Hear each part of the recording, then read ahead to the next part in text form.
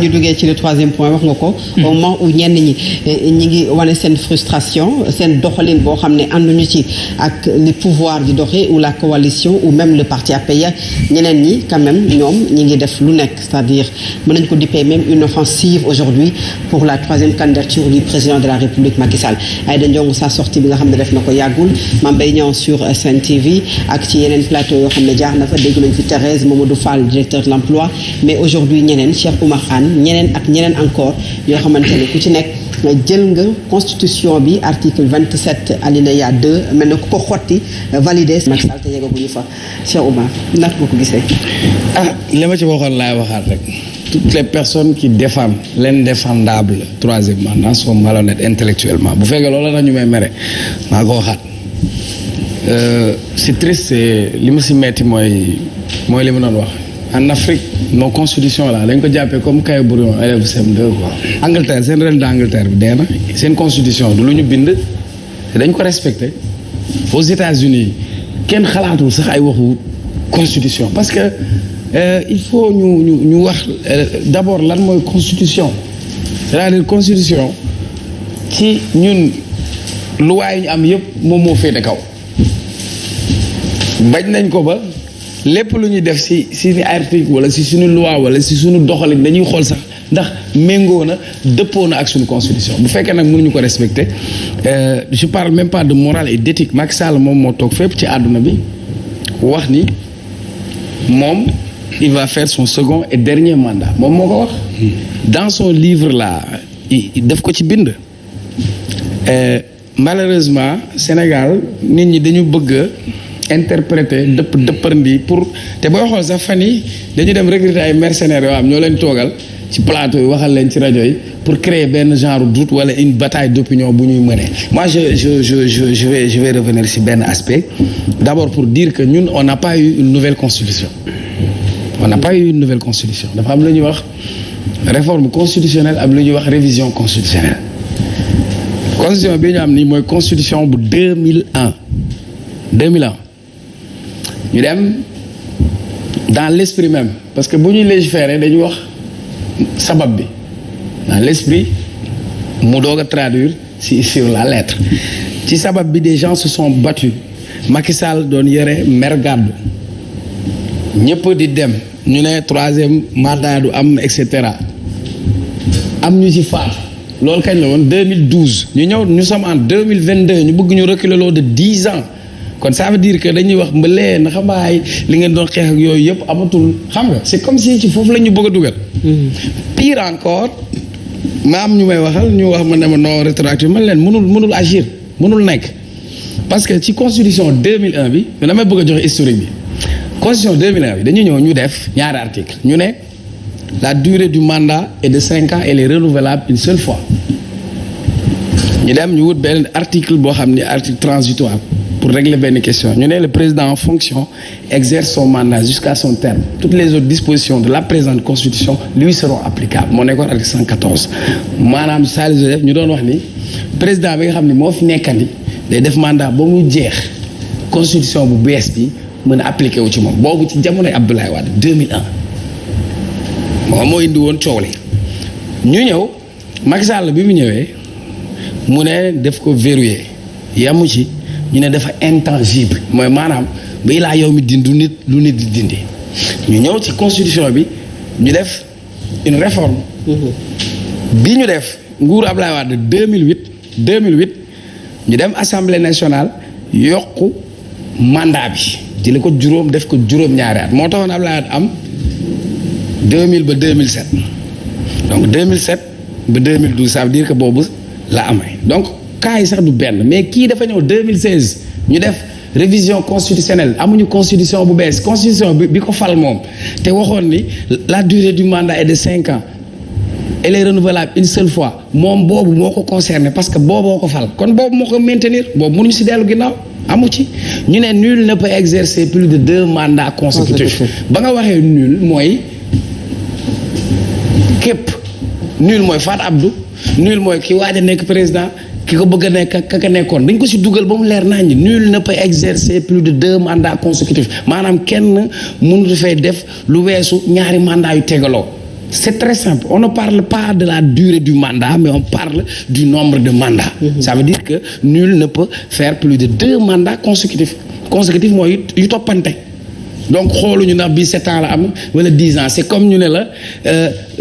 jullit timis bi fii la yem ci ay ràq bu la neex nag bul nga si def aaya bu la neex mais nombre de ràq yi doo ko passé waxu dafa leer. comme ni mu ko waxee woon julli it ñaari ràq la. jeex na mu wax ko waxati ko ñoom ñëpp ñu toog wax ko mu leer ci bopp sénégalais dans l'esprit comme dans la lettre ñu bind ko ba mu leer après nag dañuy jël ay nit ñooñu ñëw toog di ñu gëmloo leneen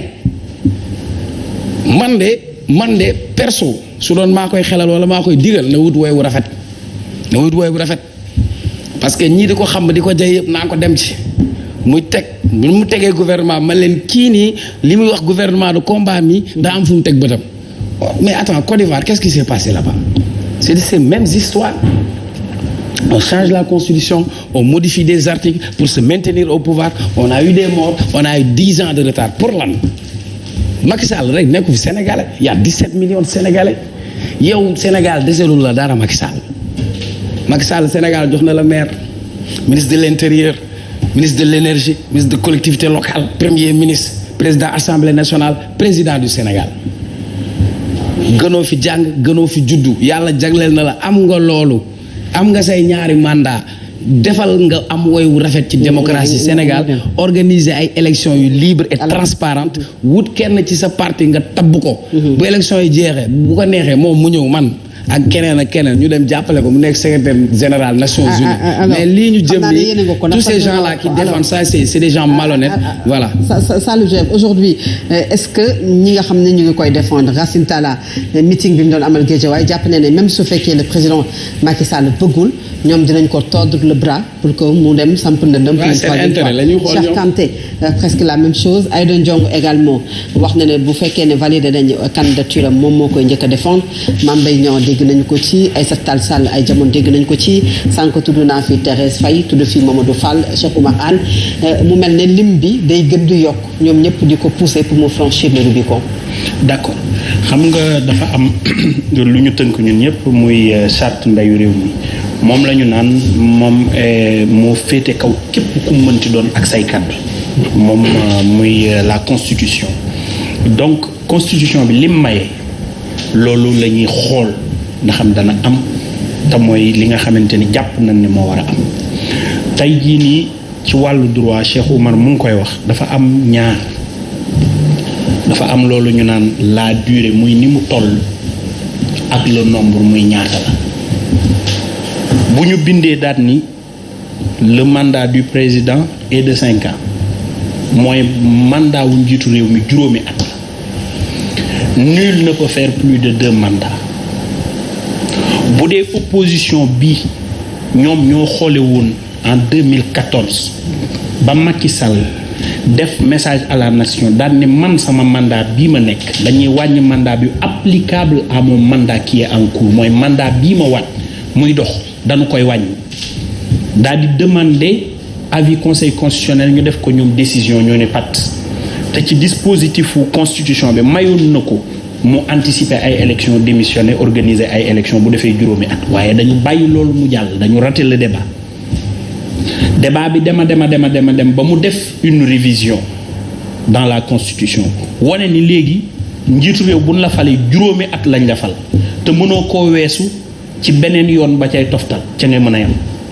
kon il a 7 ans yoo xamante ni exclure na ko ba teg ay lay yoo xamante ni si exclure na ces 7 ans de cette révision bi nga xamante ni si ci la wat moo waraloon Barthélémy Diaz daan ni bis bu laajee 3e mandat bu benn sénégalais di woo nit ñi 3e candidature bu benn sénégalais di woo nit ñi naan leen kaay leen ñu génn ci mbedd mi et le président Ousmane Sonko qui est le premier adversaire politique du régime mu tenir un discours xam la possibilité d'une 3e candidature. pour dire que constitution bi. exclure ko ndaxam bu ñu demee conseil constitutionnel la ñuy déglu man je ne peux pas être à la place du conseil constitutionnel je suis un légaliste j'ai appris l'histoire des lettres moi dama loolu laa jàng. ça nga baal ma je t'aime bien nag. si tu es légaliste il faudra qu'on accepte ce que la Constitution nous a dit. Et moi, j'attends pas de ce Conseil constitutionnel muy dem di def leneen. C'est-à-dire nos conseils constitutionnels là, c'est le président qui choisit ñu ko neex ñu nekk leen dans de bonnes conditions. Dans l'histoire de ce pays-là, vous attendez à ce que nos conseils constitutionnels là di dem ci loo xamante ni neexul peut-être le président xam nga la mooy la vérité jàmbaar c'est très simple kenn mënul def ñaari mandat yu tegaloo c'est clair Macky def na benn defaat beneen ñaar yu tegaloo jeex na bu bëggee mu samp mbër dem beneen bii di ñëw mu ñëwaat ñu compter ko à zéro mais lii dafa leer nañ xam nga man dama fi lu leer nag kenn du léegi nag ñoom dañuy def opération lëndëmal piano ci maayu nit ñi pour gëmloo leen yenn affaire non c'est clair il faut qu'on respecte la constitution. xam nga man dama fi nekkoon 2012 ñëpp ne Abdoulaye Wade waroo def 3e candidature bi ñu demee conseil constitutionnel validé te boobu je pense que c'était la première fois dans l'histoire du Sénégal ñu ne njiitu réew waroo présenter waat ça n'a pas empêché au conseil constitutionnel de valider la candidature. mais boobu le conseil constitutionnel bu ko valider dafa am lu ñuy wax article transitoire ñu ne le président en fonction exerce son mandat jusqu'à son terme. Toutes les autres dispositions de la présente constitution lui seront applicables mais kii amul article transitoire daa dee wut article bu leer naññ ne fàng nul ne peut exercer plus de 2 mandats consécutifs léeg-léeg lu ñu fiy def ni yëpp ay affaire teg waa ji dafa bëgg def forcing teg xel pour ñu imposer ñu benn 3e candidat mais cette thèse maa ngi lay déglu mooy nañu ko bàyyi moom mu nekk candidat après ñu dem conseil constitutionnel le conseil constitutionnel def ñu ne waaw non pour man Macky Sall war na jomb sax naan day poster naan day poser une candidature pour moi c'est un combat de principe c'est quelque chose de principe j'ai rien contre sa personne si c'était Bokar si c'était toi comme constitution bi lii la ñu tënk nañu tënku ci li constitution bi wax mais ñeneen ñi nga xam ne dañuy dem di ko interpréter naa la non ay 7 ans ak 5 ans il ne s'agit pas de la durée mais ici on a réglé la question du nombre de mandats et c'est pas aujourd'hui Ismaïla Madior Fall qui va revenir ici pour nous vendre ce projet alors que moom Ismaïla Madior Fall en personne bi mu defoon son conseil def ko son ministre mu réforme bi moom moo fi toog naa ñu en principe le principe est très simple il est très clair maa ngi jéggalu nag parce que c'est un débat xam nga dama nekkoon fi 2012 des gens tenaient le même discours kaddu bii ngay dégg moom lañ doon wax naan président Abdoulaye Wade waru ko def dispositif transitoire bi ci nekkoon ak lépp ñoom ñu jàng ko amoon ay juristes ci seen biir am ay constitutionnalistes ci seen biir dañ doon taxaw ni waru ko def terewul bi ñu demee conseil constitutionnel daf ko valider président Ousmane Sonko pour qu'il soit candidat conseil constitutionnel ñooy valider candidature Khalifa Sall pour qu'il soit candidat conseil constitutionnel mooy valider candidature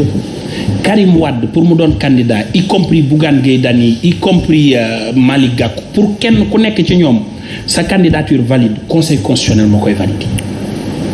donc mënuma di attewoo lu dul le conseil constitutionnel di joxe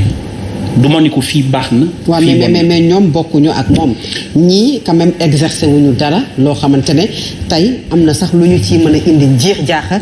ci constitution alors que moom dafa exercer wax également lu leer même kàddoom. xam nga bu ñu demee ba naan kàddu loolu mooy jomb moom la nit ñi naan éthique ak morale maanaam xel mu sell ak maanaam li nga xamante ni yoon li mu tëral dafa bokkul ak xel mu sell nit ki moom mooy am ni man de waxoon naa nangam tey loolu dab na ma kon duma ko def ndax maa ko waxoon démb dafa bokkul ak li nga xam ne dañu ko bind yoon maye ko yaa ngi dégg président de la République du Sénégal bu dee dañu la sa mandat juróomi at la mënoo koo weesu lu dul beneen yoon bu ca toftal muy ñaar da nga def fi mandat 7 ans ñii di ko xool te bàyyi mënoon ni la na nga def lii muy organiser ay élections yoo anticiper mu demander fii avis ñu rendre ko mu def ko décision doxal ko alibi yooyu yëpp mu teg ko mu doon ay argumentaire tey jii ñi gàddu opposition bi tenir ay discours ca jamono booba xam ni front du non ak wii bii nii bu jàllee par rapport à cette modification Macky Sall mun na présenter waat Barthélémy Dias wax ko Ousmane Sonko wax lu ni mel te ñu teg conseil constitutionnel boo xam ne ñoom ñi koy wax xam nañ ni bu fa yeggee dana jàll. je ne peux pas dire le contraire ñoo ko fi waxu gis nga nit il faut toujours ñuy roy ci wàllu politique ci ñenn nit yi comme les présidents Abdoulaye Wade seen comportement bi ñuy am ci ginnaaw daf leen di fekk si ci kanam te dañuy ànd ak moom il ne faut pas tenir des discours à l'instant dans le contexte da nga koy xool dans le futur naka lay ñëwee parce que comme on dit les principes du droit ne disposent que pour le futur loolu da nga koy xool ci kanam buñ ci yeggee il faut toujours s'armer de constitutionnalistes et de conseillers dans chaque domaine accompagné de leur conseil en communication ci li ñuy wax parce que loolu mooy li leen di dabi ji ëllëg tey jii nii loolu ñoom ñoo ko waxoon moo nekkaat fii nii et puis ce qu'il y a à éviter le chroniqueur ne peut pas être le procureur il peut proposer des réflexions dafay am solo ñu koy jël en compte. La constitution c'est pas l'affaire des juristes ni des procureurs ni des constitutionnalistes la constitution c'est l'affaire du peuple des Sénégalais qui ont exprimé leur citoyenneté et qui est la charte fondamentale de ce pays. La constitution c'est l'affaire des citoyens et non des juges. Serigne, ban jàngat nga ci am aujourd'hui cette offensive quand même pour la troisième candidature de Macky Sall yi ñenn ñi tàmbali di amal déjà. waaw man bon juste xalaat bi ma ci am mooy xam nga aujourd'hui mbir mi man ci sama xalaat bu gàtt nekkatul question de droit wala question de constitution man pour man question de morale la morale moo war a taxaw xam nga Fatou Abdou il faut que ñu indi contexte mooy 2012 dafa taxaw. Le président Macky Sall doonoon jàmbaar taxawu doon xeex ne Abdoulaye Wade wuru fi def ñetteelu mandat Sénégal yu bëree bëri am ngor tàcc ko ànd ak moom fal ko gunge ko palais am yaakaar ci moom bu ñu jógee ci contexte boobu nañu xool contexte yi li ñu wër ci sous-région bi réew yi tàkk aujourd'hui lan moo leen di taal ay question de troisième mandat donc man li ma ci wax rek mooy c'est-à-dire nee nañ bu fekkee dañu ni le président Macky Sall aujourd'hui mi ngi ci premier mandat am waa léegi li mu jot a toog fu ñu koy dugal li mu jot a toog ci nguur gi loolu fan lañ koy qualifier fan lañ koy dugal loolu c'est une interrogation deuxièmement lu tax ma ni xam nga suñu autorité politique yi dañu yàgg di manipuler askan wi te loolu dinaa ci ñëw xam nga boo demee aujourd'hui ci suñu constitution boo demee ci suñu préambule dafa am lu mu wax lu am solo dafa adopter la déclaration universelle des droits de l'homme de 1789 et dans cette déclaration ci article 14 article 16 notamment dafa wax lu am solo dafa ni bépp réew boo xamante ni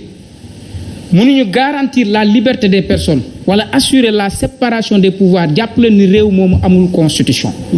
te loolu nag dafa nekk ay éléments yoo xamante ni aujourd'hui Sénégal daf koy souffrir bu baax a baax le président Macky Sall ci biir kawam ñaata nit ñoo fi taxaw. waxu ni le président Macky Sall warul mën a am troisième mandat mu dàq leen ca biti. kon loolu daf ñuy tegtal ni am na lu muy yoonal. donc tey dañoo nekk ci réew moo xamante ni kenn mooy buur. moom mooy xool lu ko neex ñu defal ko. c'est-à-dire moom la loxoom nekk ci pouvoir judiciaire bi moom la loxoom nekk ci pouvoir exécutif bi moom la loxoom nekk ci pouvoir législatif bi ba heure bu bëggee ñu laalal ko constitution bi modifier ko ci anam bu mu ko bëggee ñu defal ko. loolu moom moo ci am xam nga 2016 su ma juumul defe naa moom lañu defoon référendum bi. defe naa ak 15 points su ma juumul 15 points. mais Fatou Abdou ci 15 points yooyu est-ce que xam nga ni mandat bi mi ngi ci woon affaire troisième mandat bi mi ngi woon ci biir mais lan moo tax. defuñu le professeur Babacar Gaye avait quand même alerté. voilà bi mu waxee coow li topp ko mu dem toog noppi. booba tey waxaatul léegi maa ngi ñëw léegi lan moo tax deful bruit ci moment boobu. parce que bëgguñu woon mu def actualité mais dañoo jël ay haut conseil yii éléments yi nga xamante ne tey moom la Sénégal yëpp di contester moom lañ def actualité fexe ba dugal ko ci nit ñi pour ñu suul question boobu. parce que xam nañ ni question boobu ñu suul tôt ou tard dina juri problématique mooy problématique yi ñuy dund actuellement lan la ñuy wax référendum lañ ko yóbbu alors que en réalité boo demee plébiscite sax la gën a nuróol parce que ay mbër la ñu jël yóbbu leen palais ci 15 points mbër yoo xam ne mënuñu lire A ni B pour ñu def promotion 15 points yi. c'est-à-dire foofu la manipulation njëkk a tàmbale man pour man aujourd'hui lu tax ma ni question bi dafa dépasser question de droit wala question de constitution maintenant question de morale la morale mooy taxaw te am na loo xamante ni Fatou Abdou war nañ ko jommale ci réew mi war nañ ko jommale le président Macky Sall man li ma jàpp mi ngi ci deuxième mandat wa et ça suffit dafa war a dem loolu mooy wax ji gis nga wax ji nekkatul mbiru nañu xaar constitution bi génne dogal léegi bu fekkee constitution bi dafay génne dogal ni war na mën a defaat beneen mandat man li may laaj rek te muy question mooy li mu jot a toog ci réew mi te ñu fal ko loolu fan lañ ko war a dugal fan lañ koy qualifier. koy laaj mooy sa wax démb ak sa jëfe tey. waaw léegi fan lañ koy dugal wala toog boobu léegi ñun dañoo nekk ay dof yoo xam ne dañ naan léegi toog boobu garaawul nañ ko ko may ak yooyu non réew mi fonctionné wul la c'est-à-dire cité nañ fi le cas des États-Unis d'Amérique mais États-Unis président bu fa ñëw xam nga ni kenn du la ko rappeler yaay xam ni ñaari mandat nga fi am da ngay dem sa yoon te pourtant seen constitution limité wu ko mais gis nga il faut que moralité boobu ak patriotisme boobu nekk ci ñoom il faut que ñun ñu cultiver ko en nous. loolu moom moo ñuy propulser moom moo ñuy jëmale kanam le président Macky Sall daf fi aborder des slogans porteurs d'espoir sénégalais yépp adopté ko en 2012 fal ko am ci moom espoir ak moom yaakaar donc nag bu ñu taal réew mi gis nañu suñuy dépense militaire yokku nañ ko c'est-à-dire à quelle fin ñu ngi renforcer camps yu bëri c'est-à-dire ban stratégie lañ teg dañu bëgg a def forcing jaay nit ñu doole pour déposer troisième candidature ou non loolu nag peuple sénégalais bi du leen ci bàyyi parce que nekkuñu ay dof wala ay kii yoo xamante ni dañ leen di manipuler toog na premier mandat mu ngi ci deuxième mandat bu jeexee na organiser ay élections de manière transparente et libre mu dem ndànk ci jàmm. pour mën a am une sortie honorable. est-ce que lii nii yëpp tey ba ñu ciy wax mënul woon a ñàkk su fekkoon ne moom ci boppam leeral na askan wi ci fan la jëm.